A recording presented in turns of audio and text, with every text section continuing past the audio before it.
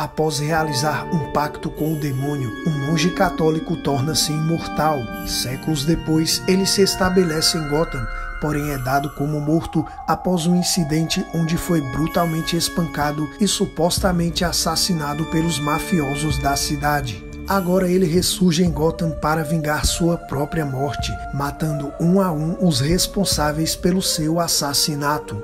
Como um piedoso monge devoto ao cristianismo poderia sucumbir ao anjo caído? Esta é a primeira questão que o Batman precisará encontrar resposta antes de imergir no sobrenatural e confrontar o servo do próprio demônio.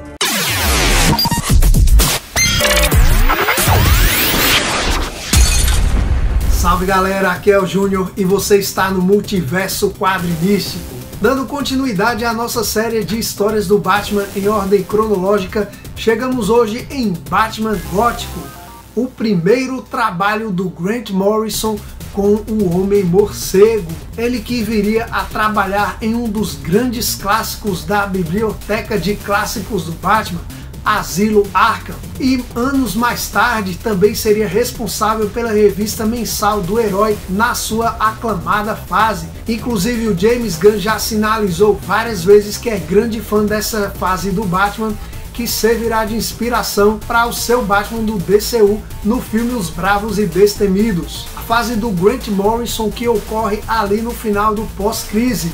Ele foi o grande responsável pelo encerramento de todo esse ciclo do período pós-crise. Depois disso veio os Novos 52 e o Renascimento até a fase atual. Mas a fase do Grant Morrison realmente é uma das melhores fases do Batman ao longo dos anos, com toda certeza. Mas será que essa história aqui, Batman Gótico, é tão boa quanto Asilo Arkham? Ou quanto a fase do Grant Morrison na mensal do Batman? E cara, infelizmente não.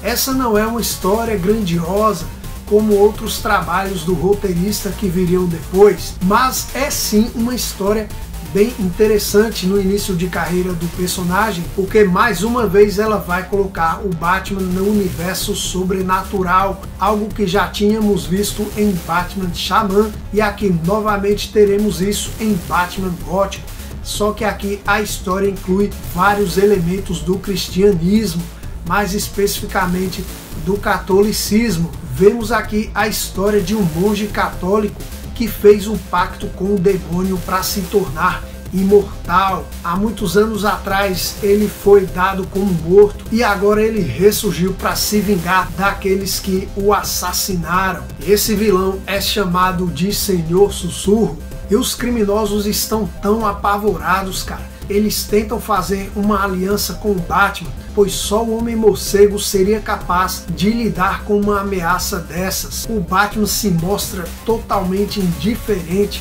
mas depois ele vai se interessando com o caso por motivos pessoais. Então, quando ele descobre que há uma ligação desses fatos da sua infância com esse vilão Senhor Sussurro, ele se interessa pela investigação. Ele vai visitar até mesmo o mosteiro onde esse monge atuava há 300 anos atrás. É uma história que vale a leitura por trazer esses elementos do catolicismo para o universo do Homem-Morcego, com toda essa carga, essa atmosfera gótica que combina demais com o personagem. Então, se você ainda não leu esse trabalho, mas está curioso, cara, senta aí e vem comigo que eu vou te contar essa história.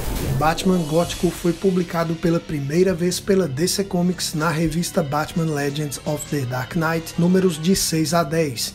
E no Brasil saiu pela primeira vez em dezembro de 1991 pela editora Abril na revista Um Conto de Batman Gótico, números de 1 a 6. Tem roteiro de Grant Morrison e desenhos do Klaus Janson. A história inicia com dois traficantes torturando um de seus empregados, interrogando-o sobre um carregamento de droga que desapareceu. Porém, no momento em que eles iam atear fogo naquele indivíduo, um deles encontra um bilhete contendo um trecho do poema antigo chamado A Balada do Marinheiro. De repente, uma figura misteriosa surge nas sombras, e dessa vez não era o Batman. Aquele sujeito misterioso mata os torturadores, todavia, ao invés de salvar aquele homem, ele mesmo ateia fogo nele. Em seguida, enquanto se aprontavam para sair, um casal encontra um bilhete em seu apartamento contendo o trecho de mais um antigo poema, Paraíso Perdido. Os dois são mortos dentro do elevador. O que aquelas mortes e aqueles poemas significavam? Agora, dois mafiosos conversam ao telefone sobre os recentes assassinatos. Um deles diz que o Senhor Sussurro voltou e queria vingança pelo que eles fizeram com ele no passado. O outro, com o nome de Otávio, se nega a acreditar. Porém, através da linha telefônica, ele ouve o seu parceiro ser assassinado. Agora vemos uma garota desembarcando em Gotham. Ao ser assediada por alguns meliantes, ela apenas olha friamente para eles, provocando medo. Enquanto isso, Otávio reúne seus comparsas e diz que o Senhor Sussurro voltou e que eles precisavam de uma ajuda especial. Eles vão até a cobertura do DPGC e ligam o bate-sinal de forma invertida. O Batman, que estava na sua patrulha noturna, observa e parte para o DPGC. Chegando naquele local, o Batman ouve o que Otávio tem a dizer. Otávio menciona o Senhor Sussurro, conhecido como o Homem Sem Sombra. Ele conta que esse sujeito foi brutalmente assassinado há 20 anos atrás, e mesmo assim ele havia retornado. Otávio pede ajuda ao Batman para localizar o Sussurro e pará-lo antes que ataque novamente. O Batman, porém, não se impressiona nem um pouco com aquela história e diz: agora você sabe como é andar pelas ruas de Gotham. Você e sua laia transformaram esta cidade em um inferno. Agora apodreça nela. No entanto, esse não é o fim dessa questão para o Batman. Algo o está incomodando. Seus pesadelos voltaram. Seu pai tentando explicar algo a ele, crianças assassinadas, aparecendo no meio de uma tormenta inespecífica, a antiga escola. E ele acorda e se lembra. Enquanto isso, acompanhamos o progresso da garota confusa. Ela afirma ser uma freira e parece se interessar pelas escavações na Catedral de Gotham. Voltamos ao Batman.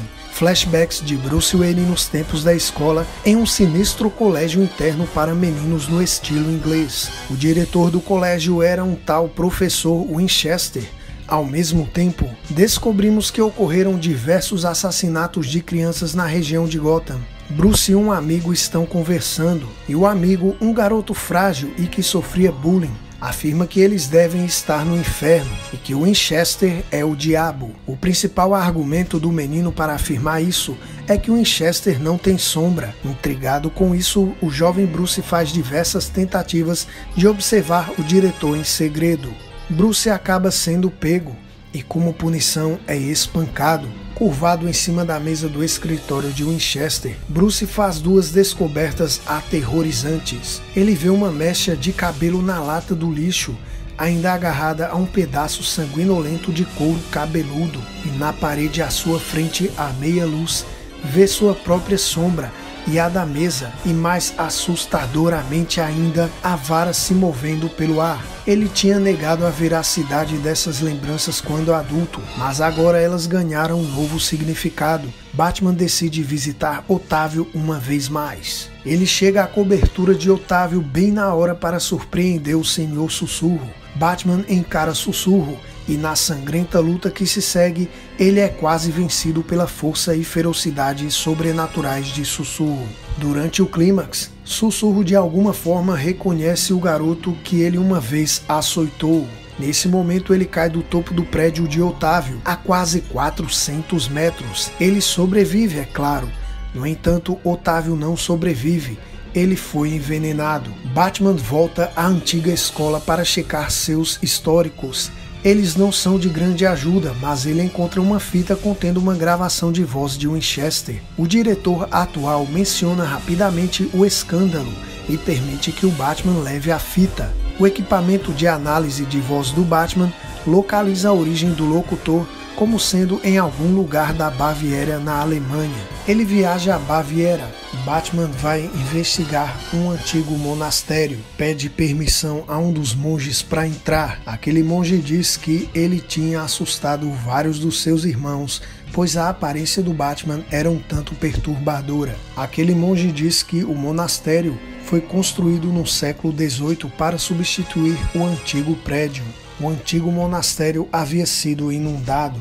Então aquele monge começa a contar toda a história ao Batman, história que começa há uns 300 anos, quando a Europa estava sob as terríveis garras da peste negra. Porém, intocado pela peste que devastava aquela cidade, estava o monastério dos Caputinhos, que era lar de homens humildes servos de Deus. Entre esses homens, o mais piedoso e devoto de todos era o irmão Manfred.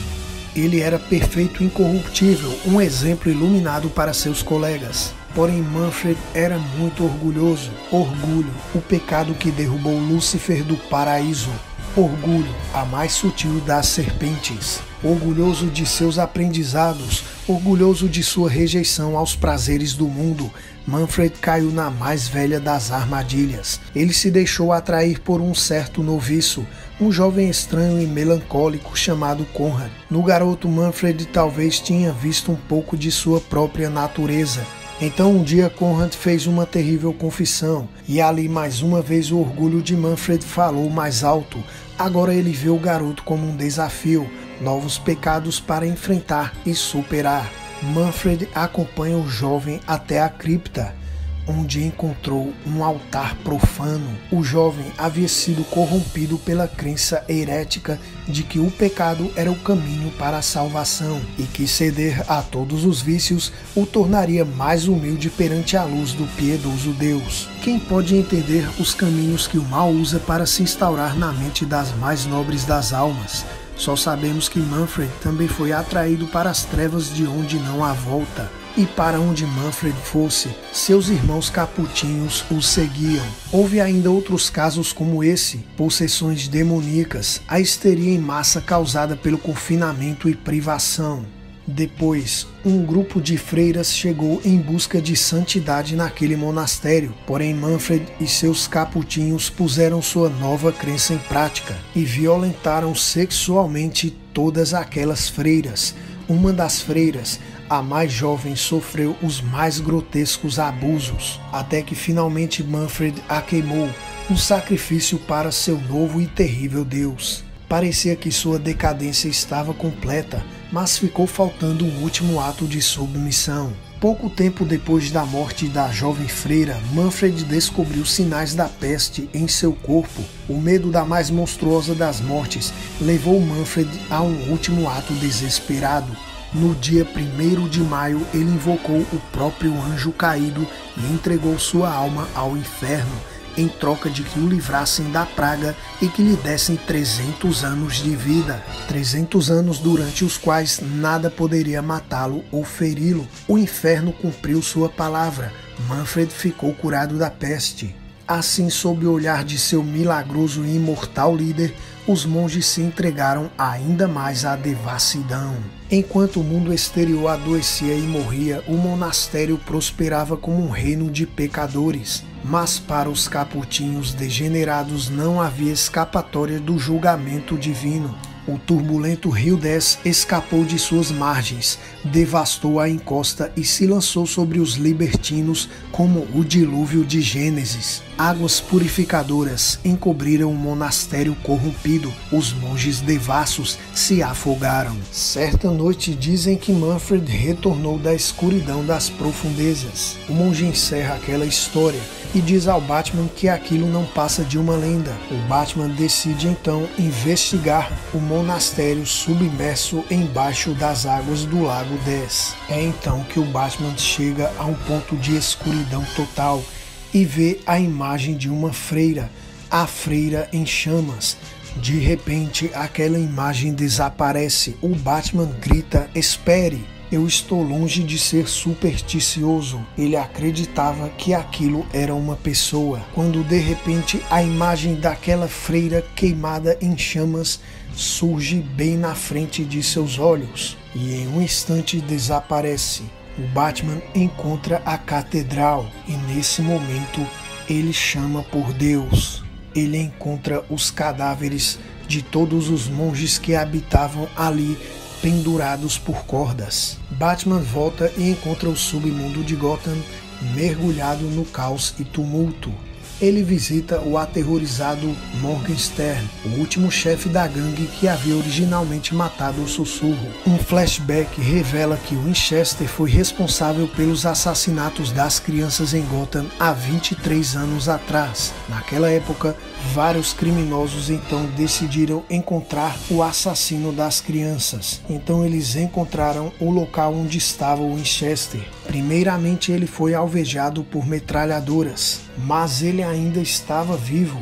Foi aí que outro sujeito começou a acertar ele com um machado, e mesmo assim ele não morria. Nada conseguia matar aquele indivíduo. Parecia um pesadelo. Era como se o corpo dele se regenerasse, e ele não parava de gritar que ia pegar cada um deles e ia fazê-los pagar. Então, por fim, eles amarraram uma âncora no pescoço do Winchester e jogaram no rio. E agora, mais de 20 anos depois, ele havia voltado dos mortos.